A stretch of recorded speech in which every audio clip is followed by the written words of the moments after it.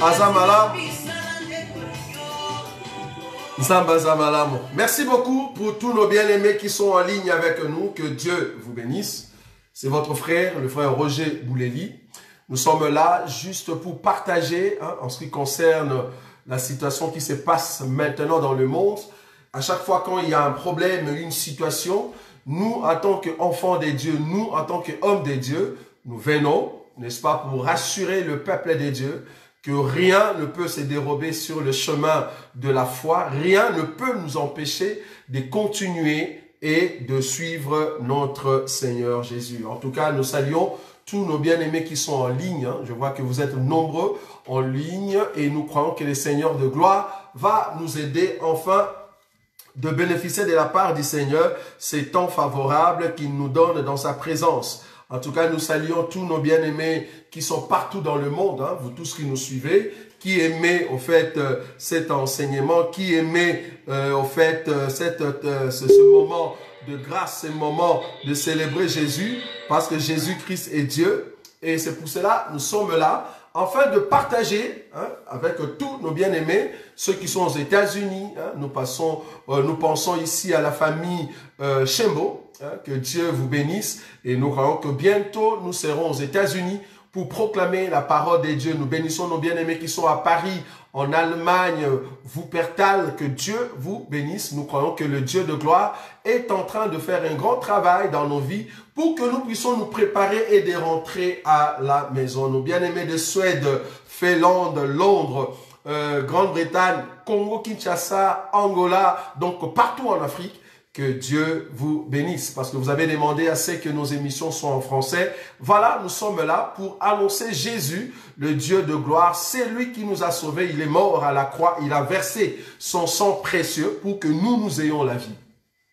Comme la Bible le dit, c'est par ces meurtrissures que nous sommes guéris. Donc nous croyons que tous ceux qui sont malades, tous ceux qui sont dans des lits d'hôpitaux, qui souffrent, notre Seigneur Jésus est en train de penser à apporter un secours favorable afin que vos vies retrouvent la santé et la paix en Christ Jésus.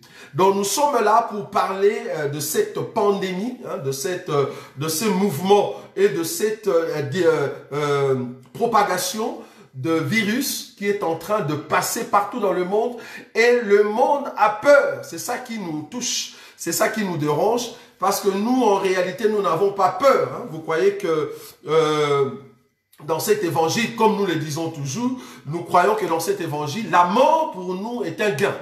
Nous n'avons pas peur de la mort. Au contraire, si Dieu permettait que nous puissions rentrer, nous sommes très contents. Paul a dit, pour moi, la mort m'est un gain. Donc, nous croyons que si aujourd'hui, le Seigneur décidait autrement pour que je parte, je vais partir. Si je peux partir par un accident, que ce soit par coronavirus, je vais partir.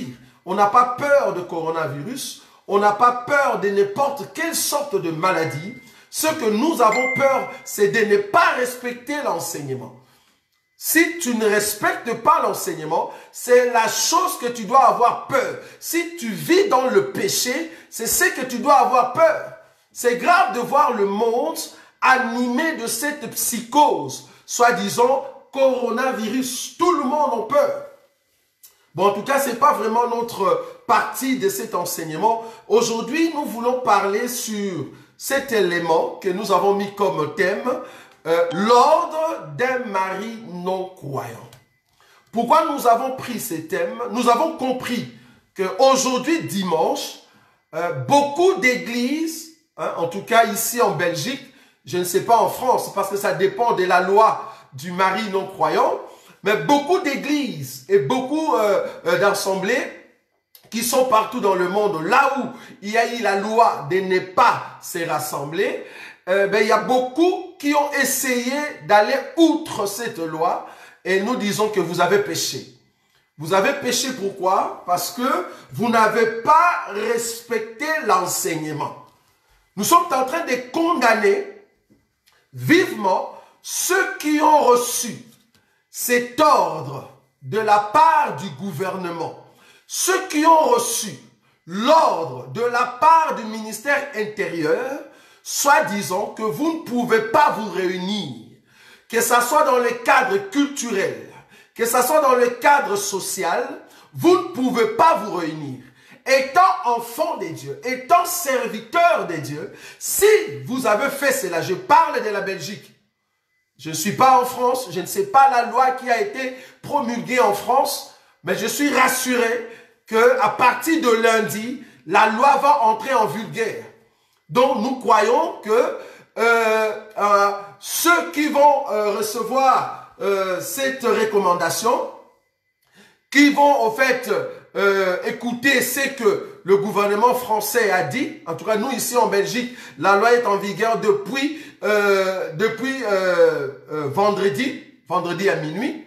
Donc, ceux qui vont écouter cette loi ou bien cette recommandation de la part du gouvernement et qu'il y a une loi imposée par rapport au peuple, nous leur demandons d'observer l'enseignement.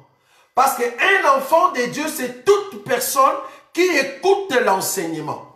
Si réellement tu crains Dieu, tu ne peux pas nous dire que tu crains un Dieu. Tu crains Dieu qui est spirituel, mais tu ne sais pas craindre une loi établie par un gouvernement. Vous avez péché. Pourquoi? Parce que nous allons donner des écritures qui prouvent que tous ceux qui sont partis à l'encontre de cette loi, à l'encontre de cet ordre, vous avez péché. En fait, le thème, pour entrer directement, parce que je ne vais pas vous prendre beaucoup de temps, parce que ici, le but, ce n'est pas d'entrer dans des profondeurs des enseignements dans la révélation, mais c'est plutôt donner la pensée dans la doctrine de ce que nous pouvons mettre en pratique, étant enfants de Dieu, étant serviteurs de Dieu. Je suis dans les livres de 1 Corinthiens, regardez. 1 Corinthiens chapitre 7.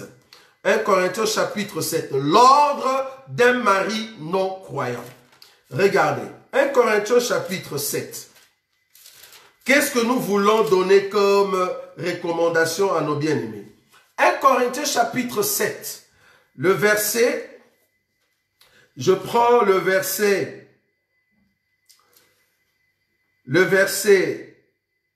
12. Je commence à partir du verset 12. Écoutez avec nous ces conseils. Ça va vous aider beaucoup, vous qui êtes dans le mariage et que vous vous trouvez dans un mariage où l'homme avec qui vous vivez, c'est un païen.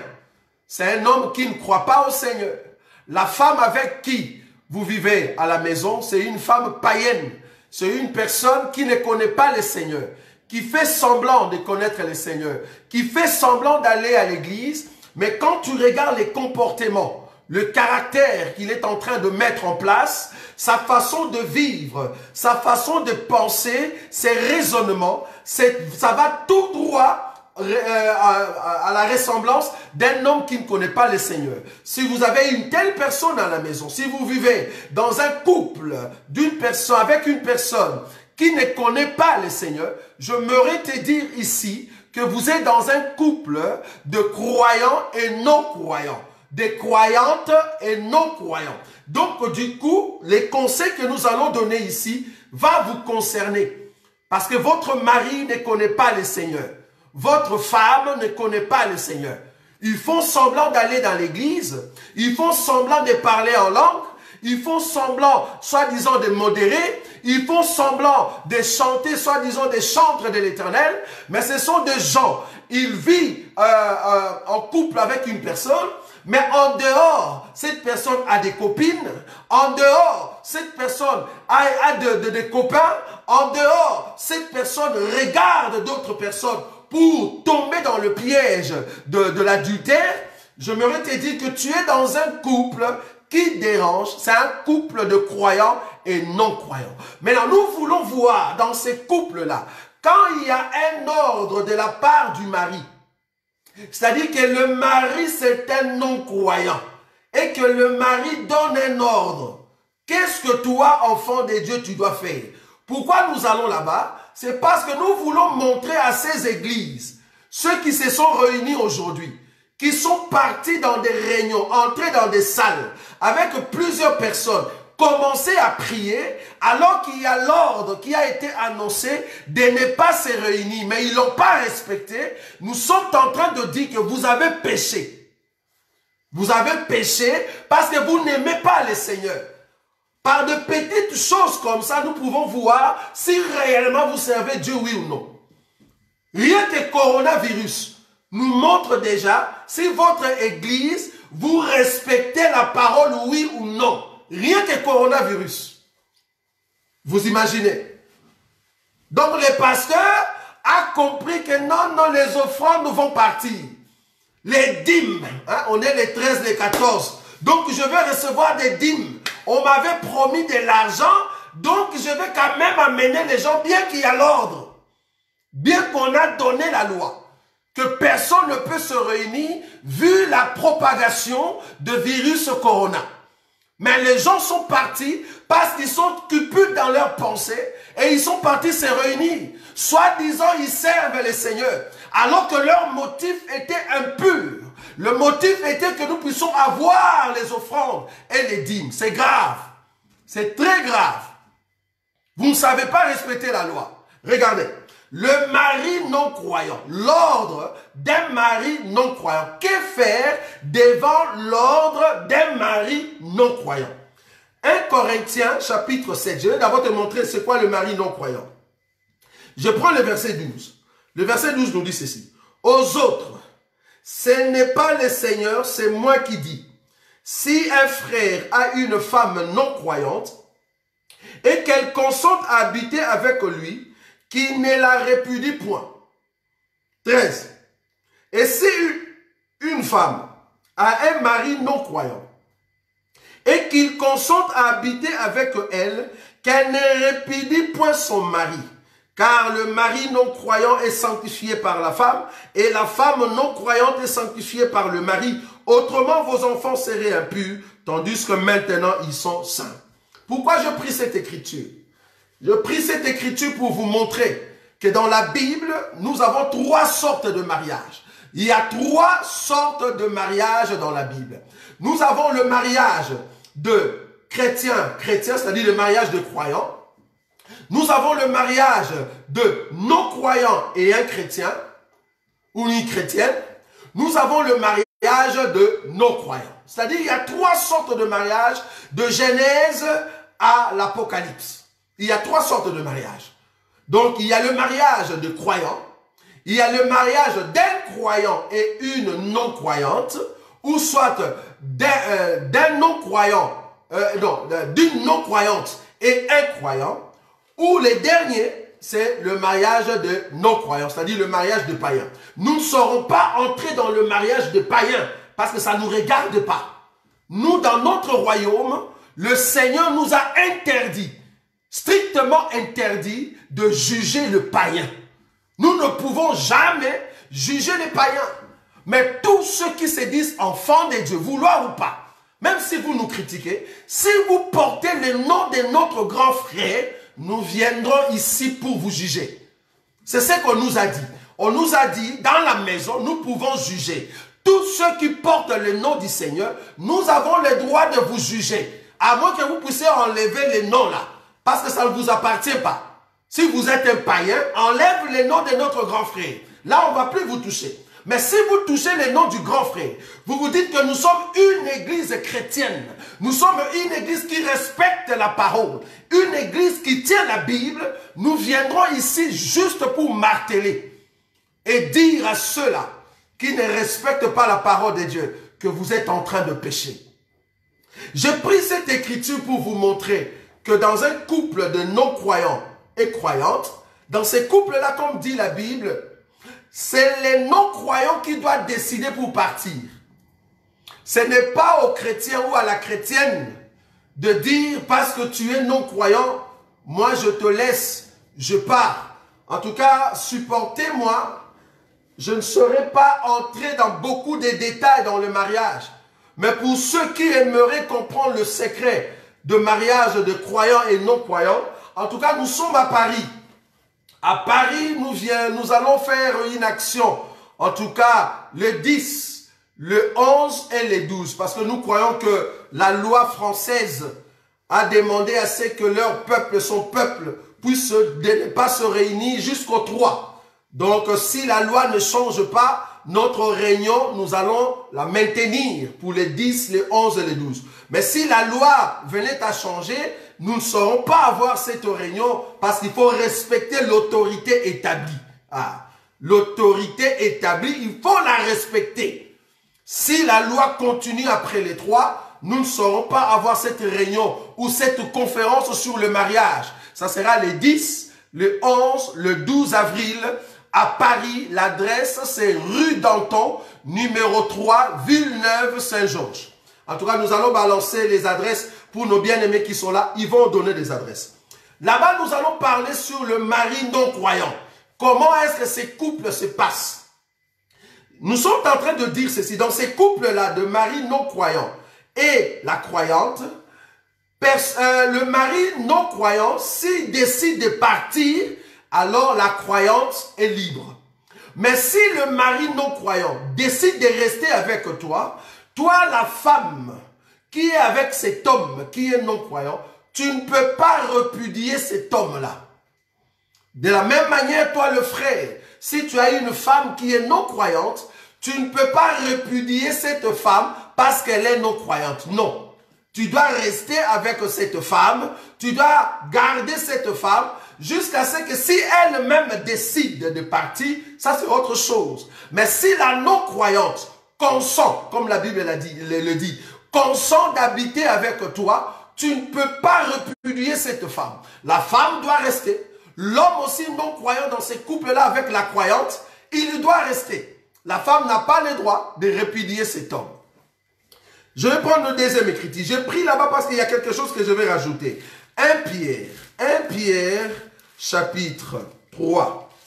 Remarquez là où je viens pour montrer à ce pasteur cupide, de pasteur qui aime de l'argent, à ces bien-aimés qui se croient avoir la foi plus que Jésus, à ces gens-là qui sont partis dans des églises, alors qu'il y a une loi qui a interdit à ces gens-là de réunir, ils ont pensé qu'ils ont la foi plus que Dieu. Vous ne comprenez ni les Écritures, ni la puissance de l'Écriture. C'est grave hein, de voir des hommes de Dieu et de soi-disant chrétiens, mais qui ne vérifient pas l'enseignement.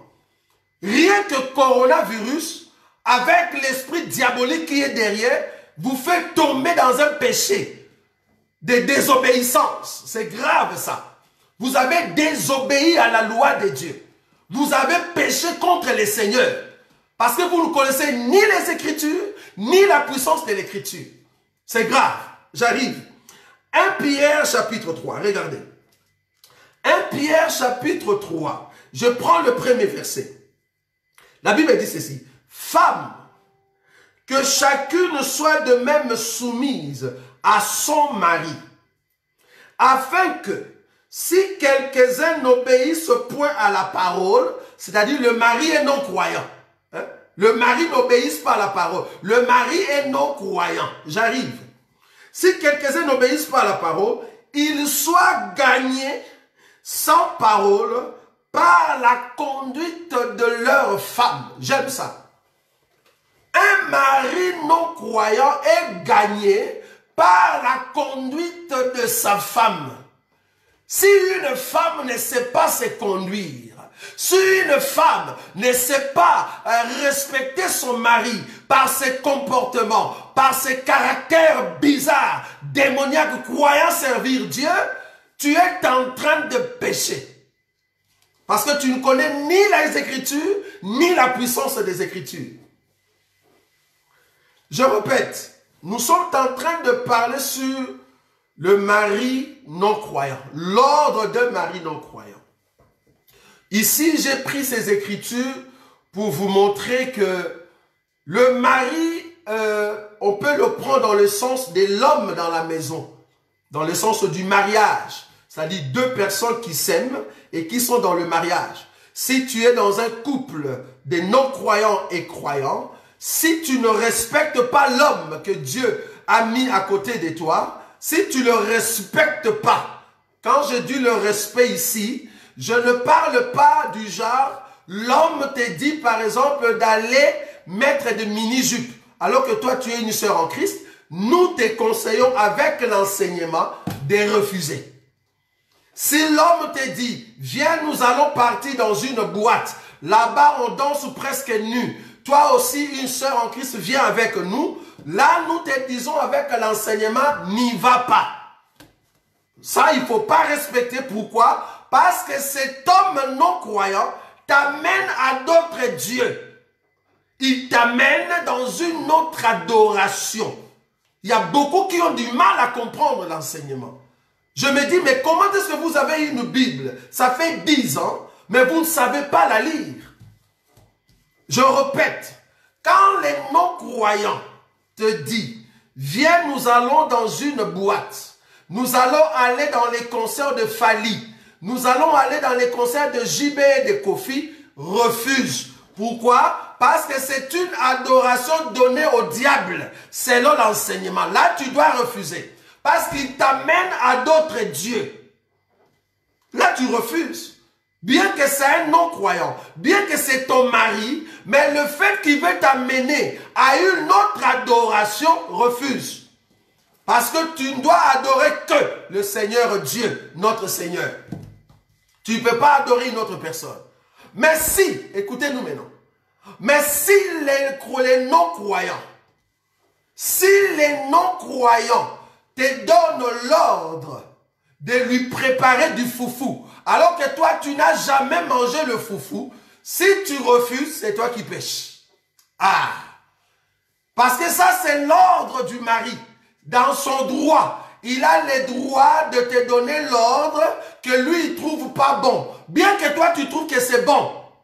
Mais tu dois respecter cet ordre, vu qu'il n'a pas le même avis que toi.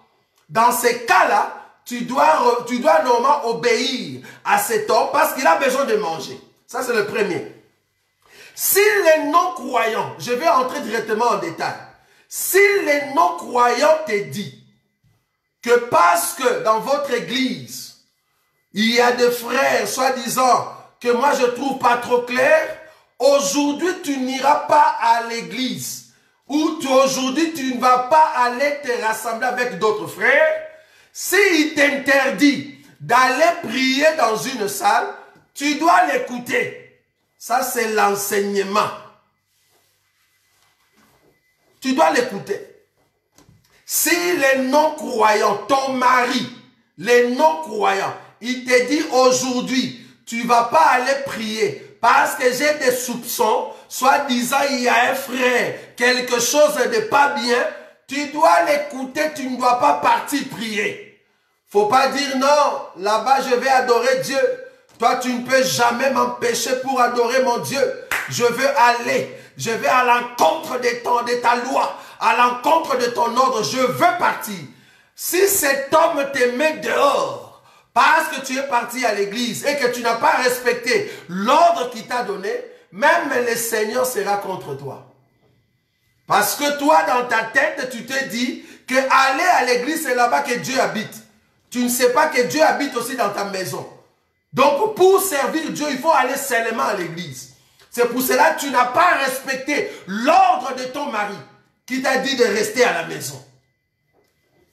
Il t'a dit de rester à la maison, toi tu ne veux pas. Je souligne deux choses, je reviens.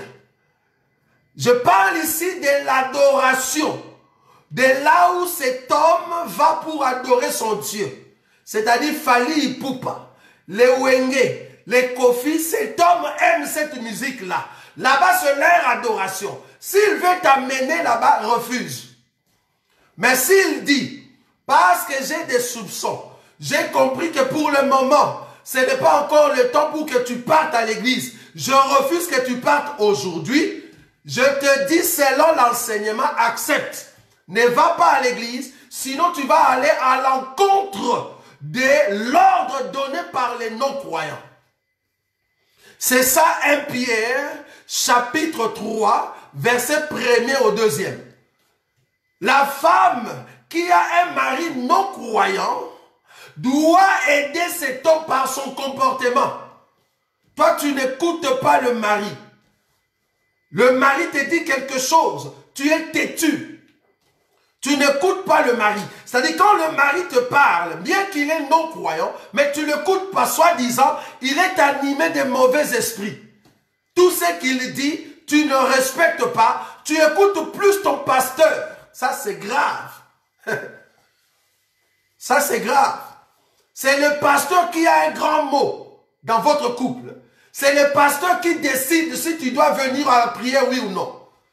Si tu ne viens pas et que le mari te dit de rester, le pasteur va commencer à envoyer des démons dans la vie de ton mari. Mais le pasteur, ce n'est pas ton mari. Le pasteur, c'est un frère. Un frère comme tout frère à l'église. Il souffre aussi dans sa maison. C'est un homme qui tombe aussi devant le péché.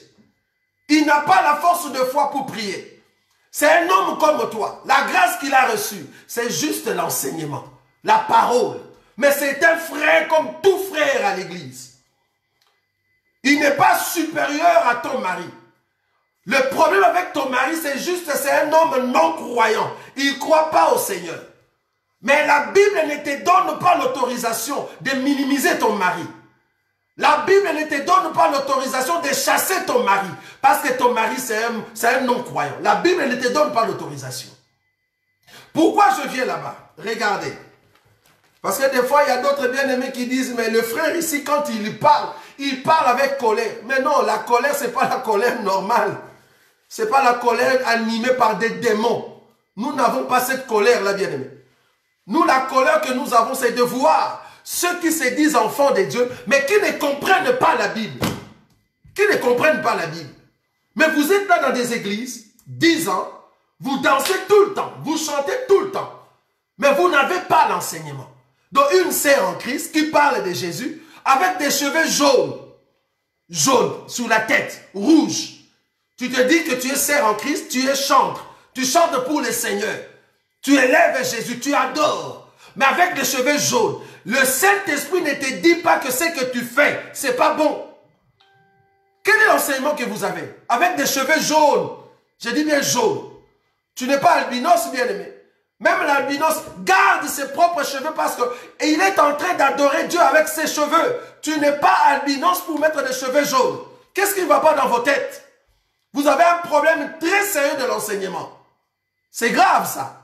Donc vous changez les cheveux et vous dites que vous êtes en train d'adorer Dieu. C'est grave. C'est grave ce que vous faites. Que Dieu vous aide. Nous avons compris que vous n'avez pas l'enseignement. Regardez là où nous venons. Romains chapitre 13. Pour vous montrer que vous avez péché. Vous qui avez été aujourd'hui à l'église, bien qu'il y a la loi de Dieu, bien qu'il y a l'ordre donné par l'État, mais vous êtes partis vous réunir, c'est-à-dire vous êtes dit, on s'en fout de ce que le gouvernement a dit, c'est ça. Mais vous avez péché et vous avez adoré. Vous avez invoqué le Saint-Esprit. Vous avez invoqué les saints. Et vous croyez vraiment que Dieu était avec vous. Alors que vous avez brisé la parole. Mais vous êtes terrible. Nous sommes en train de chercher des criminels dans le monde, mais de vrais criminels, c'est vous qui brisez l'ordre établi par un gouvernement, l'ordre établi par l'autorité. Regardez, 1 Corinthiens chapitre 13. 1 Corinthiens chapitre 13, lisez avec nous. Premier verset et deuxième. La Bible dit ceci. Que toute personne soit soumise aux autorités supérieures. Car il n'y a point d'autorité qui ne vienne de Dieu. Et les autorités qui existent ont été instituées de Dieu. Les autorités qui existent ont été instituées de Dieu. C'est pourquoi celui qui s'oppose à l'autorité résiste à l'ordre que Dieu a établi. Vous n'avez pas de Bible chez vous apparemment. Ou soit vous avez des Bibles, mais vous n'aimez pas lire en fait. Donc vous partez à l'église avec vos Bibles et vos pasteurs ne savent pas prendre de telles écritures. Il est interdit d'aller à l'encontre de la loi d'un État, de la loi de l'autorité. C'est un péché. C'est pas bon. Parce que tu vas tomber entre les mains de l'ennemi. Hein? Tu vas tomber entre les mains de l'ennemi. Écoutez, le 2. C'est pourquoi celui qui s'oppose à l'autorité résiste à l'ordre que Dieu a établi. Et ceux qui résistent attireront une condamnation sur eux-mêmes.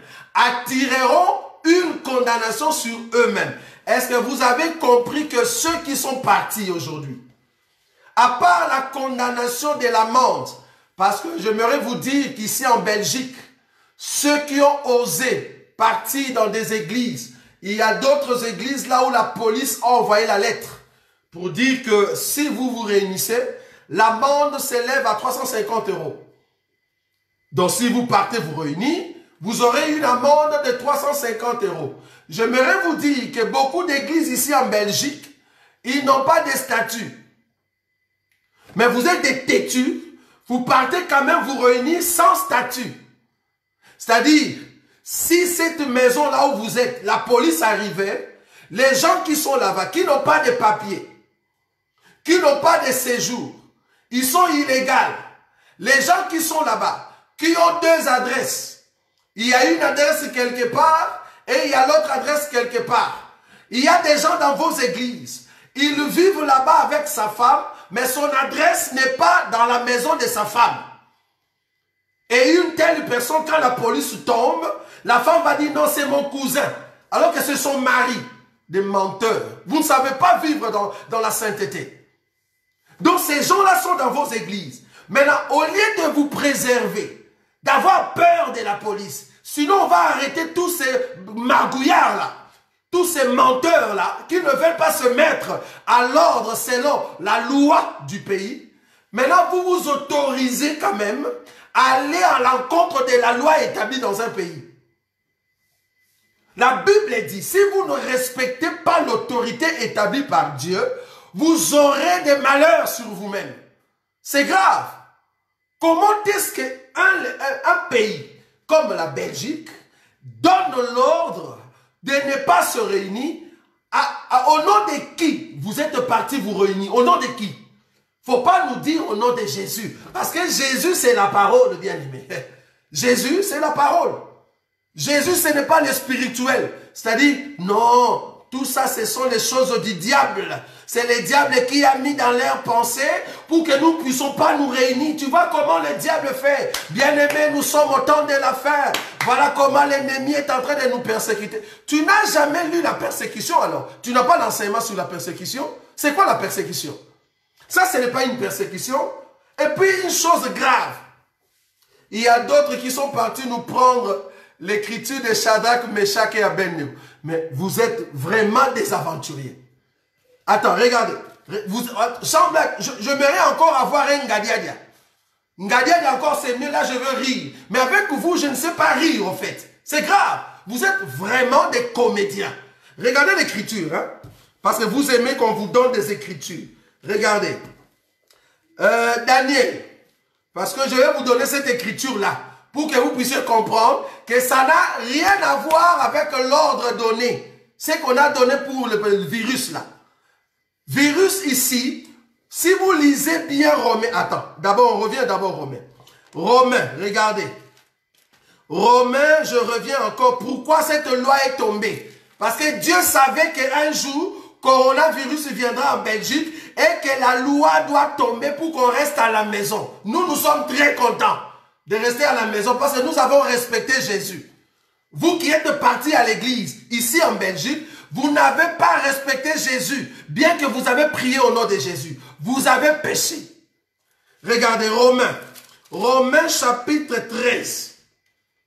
Romains chapitre 13. J'ai lu le verset 1er et le verset 2. Regardez le verset 3. Pourquoi l'État, l'autorité nous dit de rester à la maison? Dieu savait. De fois, c'est comme si vous êtes bornés. Bornés dans vos pensées congolaises, bornés dans vos pensées africaines, bornés dans vos pensées européennes, bornés dans vos pensées terriennes. Parce que nous ne sommes pas des terriens. Nous venons du ciel. Nous avons la pensée du ciel. Nous n'avons pas la pensée du monde, la pensée de la terre. Une pensée qui va passer. Nous avons la pensée du ciel. Nous n'avons pas peur du coronavirus, mais nous avons peur de notre papa. Quand papa dit non, j'écoute papa. Je n'écoute pas les hommes. Si nous sommes restés à la maison, c'est parce que nous voulons respecter l'enseignement. Regardez le verset 3. Le verset 3 dit ceci. Romains chapitre 13, verset 3. Ce n'est pas pour une bonne action, c'est pour une mauvaise que les magistrats sont à redouter. Veux-tu ne pas craindre l'autorité? Fais le bien et tu auras son approbation. Fais le bien et tu auras son approbation. Sauf si tu fais le bien, hein, j'allais entrer à Lingala parce que c'est ma langue natale. Donc si tu fais le bien, comprends que même Dieu est content. Tu vas trouver l'approbation de Dieu. Mais si tu ne fais pas le bien, même l'État va te condamner. C'est pour cela que nous parlons de l'enseignement. L'enseignement, nous avons ce que nous appelons péché, transgression, offense. Ces trois choses, si vous n'avez pas l'enseignement là-dessus, vous allez commencer à tomber comme ceux qui sont tombés aujourd'hui. Le péché, la transgression et l'offense.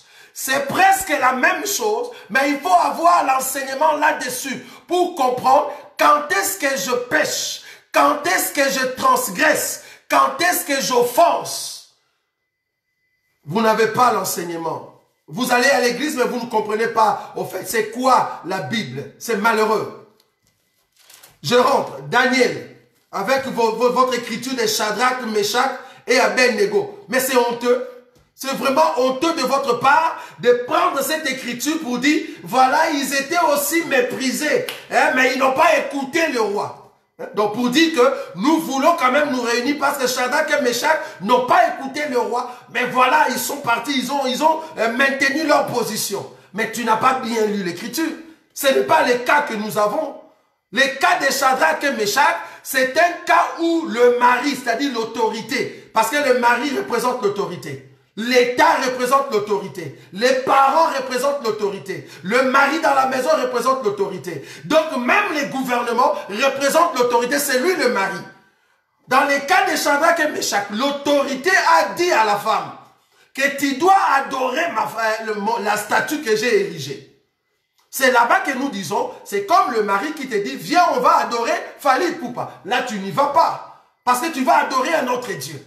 Ce n'est pas le cas que nous avons de coronavirus. Coronavirus n'a rien à voir avec Shadrach, Meshach et Abednego. Donc vous avez pris cette écriture en dehors de sa pensée. Regardez. Daniel chapitre. Je prends Daniel chapitre 3. Daniel chapitre 3.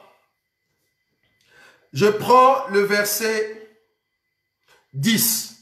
Daniel chapitre 3, le verset 10. Vous qui dites que le passage de Shadrach, Meshach et Abednego, c'est un passage qu'on devait donner au frère Roger parce qu'il n'a pas compris les Écritures. On n'a pas peur de coronavirus, on n'a pas peur des lois diaboliques. Mais tu n'as pas compris les Écritures, bien-aimé. Tu as un problème très sérieux de l'enseignement. Daniel chapitre 3, le verset 10. Tu as donné un ordre. Ça, c'est le genre là, qui travaillait avec le roi.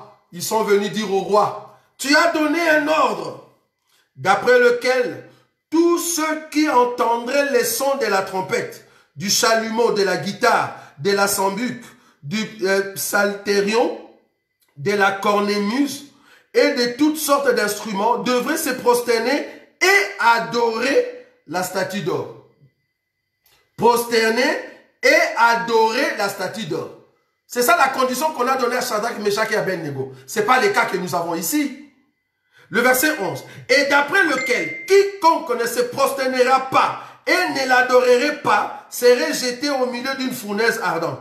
Or, il y a des Juifs à qui tu as remis l'intendance de la province de Babylone, Shadrach, Meshach et Abednego, hommes qui ne tiennent aucun compte de toi. Ô roi, ils ne servent pas à tes dieux. Ils ne servent pas à tes dieux.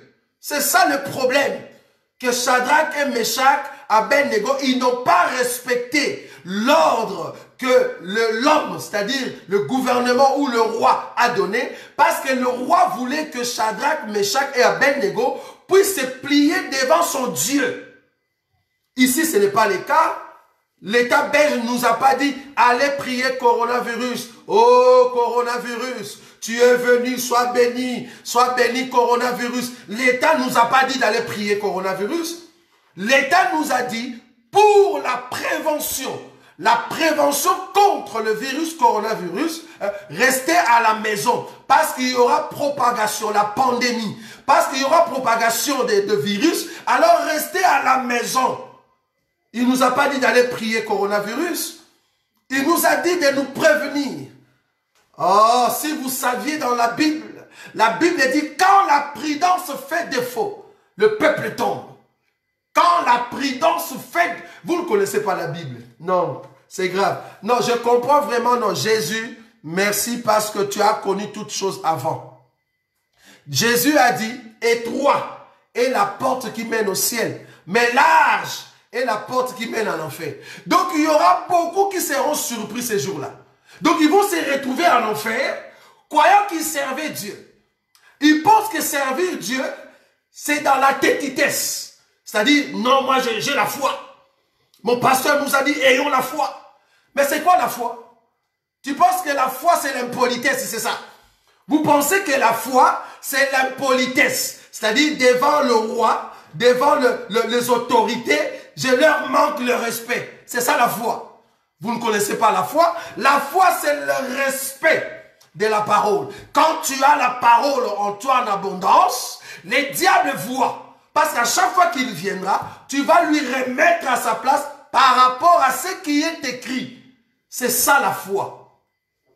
Or, ce que le diable a mis comme coronavirus, il voulait vous amener tous en enfer. Parce qu'imaginez que si le Seigneur Jésus-Christ revenait aujourd'hui, nous qui sommes à la maison, nous allons partir. Et vous qui étiez là-bas à l'église, croyant servir Dieu, Seigneur Jésus, nous t'aimons. Vous allez rester bien-aimés. Donc vous allez sortir de l'église, vous demandez où sont les frères Roger, mais ils sont déjà partis. Parce que nous avons respecté la parole, bien-aimés. Nous respectons la parole. Non pas la parole d'un pasteur, non pas la parole d'un bishop, non pas la parole d'un faux prophète, des prophètes qui vous amènent des idées humaines. Non, nous respectons la parole, l'enseignement donné par les apôtres. Donc vous pensez que servir Dieu, c'est en fait, je suis têtu, voilà, impoli.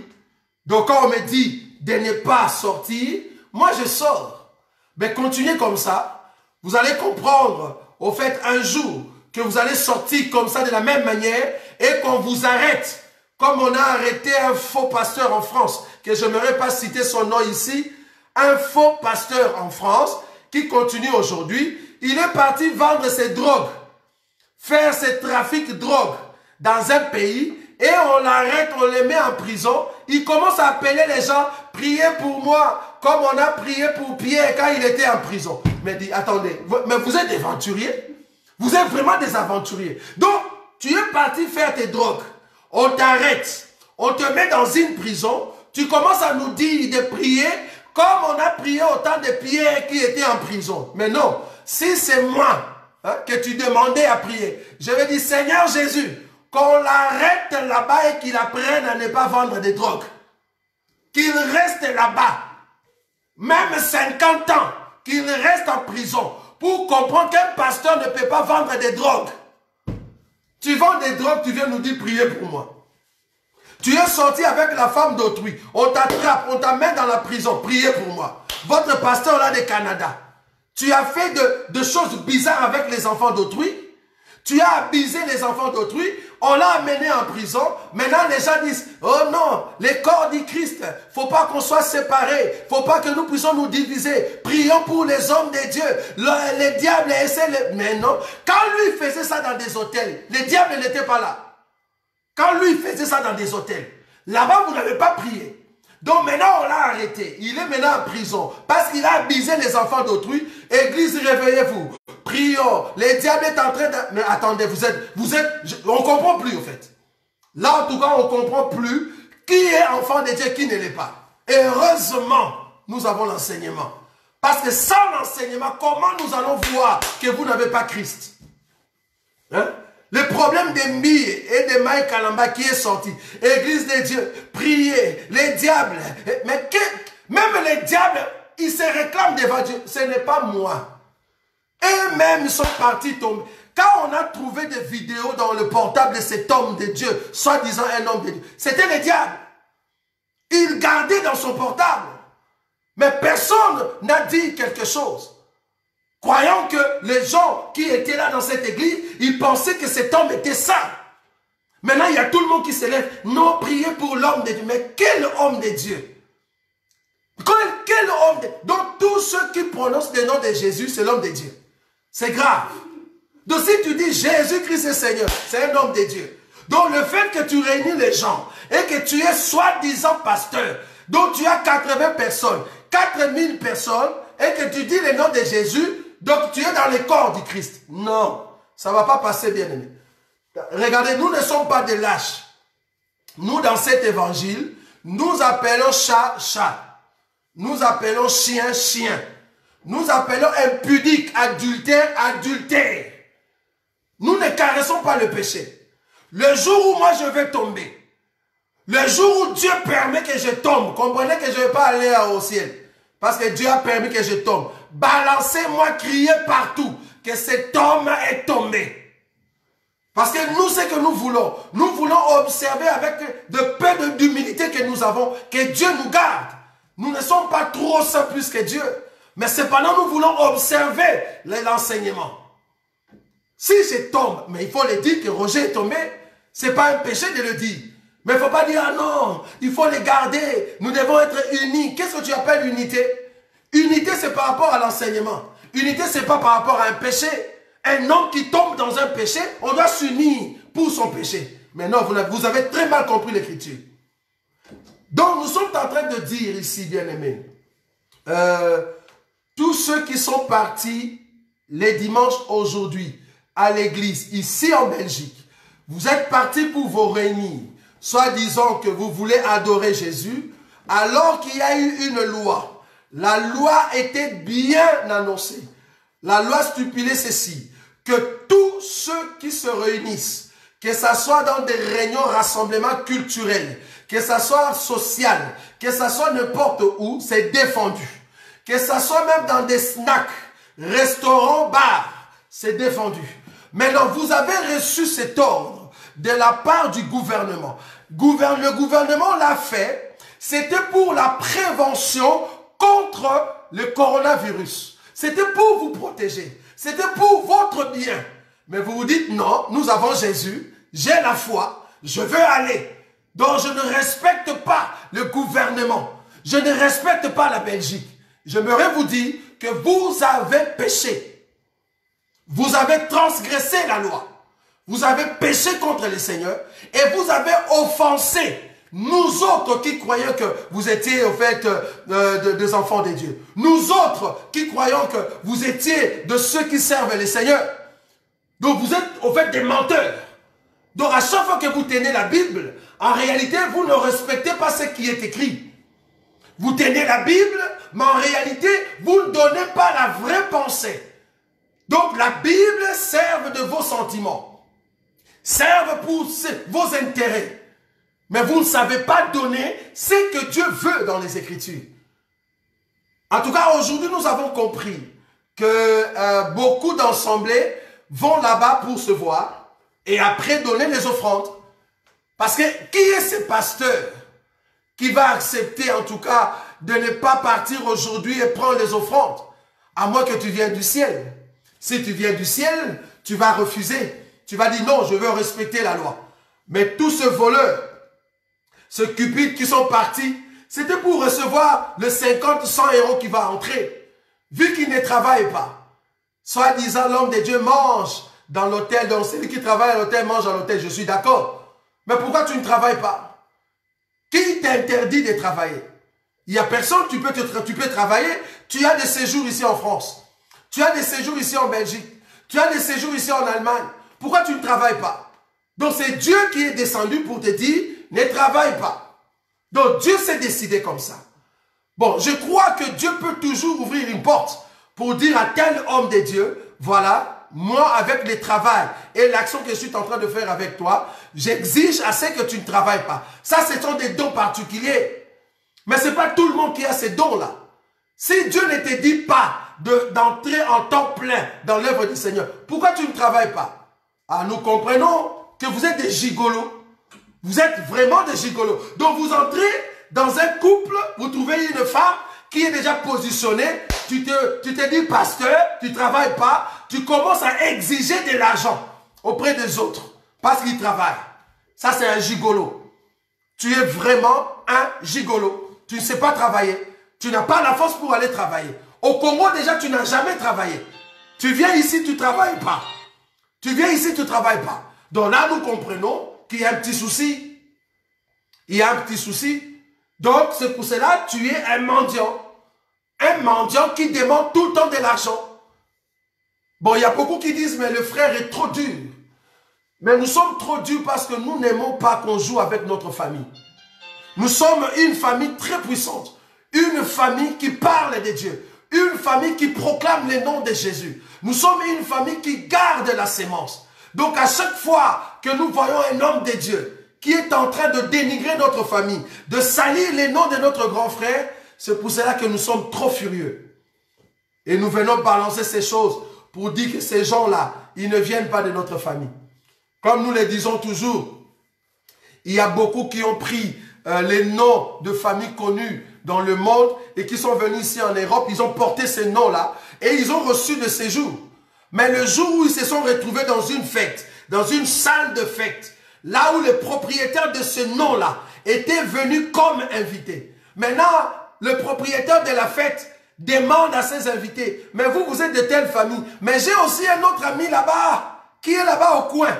Lui aussi, il s'est dit de votre famille. Est-ce que vous le connaissez? C'est là-bas qu'on va t'appeler. On te dit, viens, tu as les mêmes noms que nous. Est-ce que tu connais tel? Non, je ne le connais pas. Tu connais tante tel? Non, je ne connais pas. Tu connais oncle tel est déjà mort? Non, mais tu es de quelle famille, toi? Mais alors que tu portes les mêmes noms. Beaucoup sont comme ça. Tu l'appelles, tu dis, viens, bien-aimé. Est-ce que toi, tu connais Paul? Oh non, je ne connais pas Paul. Oh, mais est-ce que tu connais Pierre? Oui, je connais Pierre. Bon, Paul, je l'ai connu. Mais si tu connais Paul, comment est-ce que dans ton église, les sœurs ne mettent pas le voile? Mais tu te dis que tu connais Paul. Si tu connais Paul, Paul a dit que la femme se taise. Mais toi, dans ton église, la femme parle. La femme a l'autorité. Mais comment est-ce que toi, tu connais Paul? Tu n'es pas de notre famille. Non, non, non, non, non. Là, tu as pris les noms. Ah, tu vois? Tu as pris les noms de notre famille. C'est pour cela beaucoup. Nous allons commencer à vous arracher la Bible. La Bible ne vous appartient pas. Heureusement que Dieu soit loué. Heureusement que le pape, votre père spirituel, votre papa, le pape, il est en train d'enlever la Bible. Comme ça, nous allons voir où est-ce que vous aurez encore la Bible pour prêcher. Parce que nous, la Bible, nous l'avons reçue avant la fondation du monde. L'enseignement, c'est avant la fondation du monde. Seulement ceux qui sont venus avant la fondation du monde, ils vont garder l'enseignement. Quand le pape va enlever la Bible ici, vous allez prêcher comme tout le monde. Mais nous ne prêchons pas comme tout le monde. Nous prêchons comme nos frères Pierre, comme nos frères Paul, comme Shadrach, Meshach et Abednego, comme Adam. Parce que nous étions quand Adam était là. Nous étions là. Quand Dieu a commencé à créer le soleil, cet enseignement-là, nous étions là. Mais toi, tu n'étais pas là parce que tu es un homme animal. C'est pour cela que tu aimes la Bible. Nous, la Bible peut déchirer, peut partir, mais l'enseignement reste ici. Parce que Dieu révèle toujours sa parole à ceux qui lui appartiennent. C'est pour cela que vous n'aurez pas cet enseignement. Bientôt, on va commencer à brûler des Bibles. Vous aurez la Bible où? Avec vos théologies. Ils vont fermer ces écoles-là. Mais nous, l'enseignement, c'est par l'Esprit que nous l'avons. Donc, le Saint-Esprit va toujours renouveler en nous le soif, la soif de l'enseignement, la soif de continuer dans la parole, la soif de demeurer dans la présence de celui qui nous a aimés. Le Saint-Esprit nous donnera toujours le désir de continuer dans la profondeur de l'enseignement. Ça, vous voyez ça? C'est malheureux. Juste pour coronavirus, vous êtes tombé. Coronavirus, vous avez péché contre le Seigneur. Coronavirus, vous êtes parti à l'église. Soi-disant, vous êtes en train de prier Jésus. Alors que vous avez péché complètement, que Dieu vous pardonne. Pleurez sincèrement, pleurez dans vos maisons, parce que vous avez brisé l'écriture de Romains, chapitre 13, verset 1er jusqu'au 2e verset. Et vous dites que vous êtes chrétien. La Bible dit de respecter les autorités, mais vous avez bafoué la loi établie par le gouvernement, que Dieu a dit qu'il a établi. Dieu les a établis pour notre bien. Mais vous, vous avez bafoué cela. Au nom de quoi? Au nom de la foi. Vous n'avez pas la foi. Vous n'avez pas la foi. Que Dieu vous pardonne. Voilà, c'était notre intervention par rapport à ce qui se passe aujourd'hui dans le monde. Nous voulons juste rassurer tous nos bien-aimés, comme je l'ai dit au début. Vous pouvez tomber aujourd'hui par l'accident. Vous pouvez tomber aujourd'hui par la maladie. Vous pouvez tomber aujourd'hui parce que quelqu'un vous a mis un couteau. Vous pouvez tomber aujourd'hui parce qu'on vous a égorgé la tête. Vous pouvez tomber aujourd'hui parce que la maison s'est écroulée sur vous. C'est pas ça qui est important. C'est pas ça qui est important. Coronavirus peut s'abattre dans votre maison. C'est pas ça qui est important. Ce qui est important, après la mort par le coronavirus, après la mort par un accident, après la mort par un homme qui était rempli de colère contre moi et il m'a mis un couteau, où irai-je? C'est ce qui est très important. Nous n'avons pas peur de coronavirus, mais nous avons peur de vivre dans le péché et de rater l'enlèvement. C'est ça qui est très important. Coronavirus peut être juste une porte pour nous aider à aller au ciel. Nous sommes parmi les rares hommes de Dieu. Nous sommes parmi les rares frères en Christ. Nous sommes parmi le rare peuple de Dieu qui aime que Dieu puisse nous retirer de la terre. C'est un enseignement que beaucoup n'aiment pas prêcher parce qu'ils ont encore besoin de mettre leurs costumes, leurs chaussures. Nous, on n'a plus envie de vivre sur terre. Au contraire, nous disons comme Jean l'a dit dans son livre d'Apocalypse, l'Esprit et le Saint-Esprit, pardon, le Saint-Esprit et l'Église disent, viens Seigneur. Nous sommes en train de pleurer que le Seigneur vienne nous prendre, parce que nous voulons rentrer à la maison. On n'a pas peur de la mort. Au contraire, nous souhaitons que la mort vienne. On n'a pas peur. Si la mort venait, gloire à Dieu. Mais je ne vais pas me tuer. Le Seigneur Jésus, il ne s'est pas tué lui-même à la croix. Il s'est laissé, on l'a pris et on l'a crucifié pour que la parole de Dieu soit accomplie. Si Dieu permet que je puisse mourir par coronavirus, je comprends que c'est la parole de Dieu qui s'est accomplie. Mais cependant, je ne veux pas me laisser aller à l'église contre la loi de l'état du gouvernement et avoir le coronavirus. Si tu as le coronavirus là-bas aujourd'hui dimanche, toi qui étais parti, ne venez pas nous demander la prière. Tu as pris ton coronavirus aujourd'hui, tu es parti à l'église, tu as prié avec les pasteurs, que le coronavirus continue dans vos corps. Parce que vous n'avez pas respecté la parole de Dieu. Mais nous autres, si Dieu permettait que ce corona nous touche et que je puisse partir, je verrai le Seigneur. Parce que j'ai respecté sa parole. Il faut respecter l'enseignement. Un enfant de Dieu, on le reconnaît parce qu'il respecte la Bible. Il respecte l'enseignement. Si tu ne respectes pas l'enseignement, tu n'es pas un enfant de Dieu. En tout cas, que Dieu vous bénisse. N'ayez pas peur de coronavirus. Si cela venait, gloire à Dieu, tu vas te reposer, bien-aimé. Il ne faut pas avoir peur. Coronavirus, que ça soit n'importe quelle maladie, on n'a pas peur. Si Dieu permet que cela vienne, gloire à Dieu, nous allons nous reposer. Vous ne savez pas combien j'aimerais que le Seigneur puisse me donner le repos, bien-aimé. Vous ne pouvez pas comprendre cela.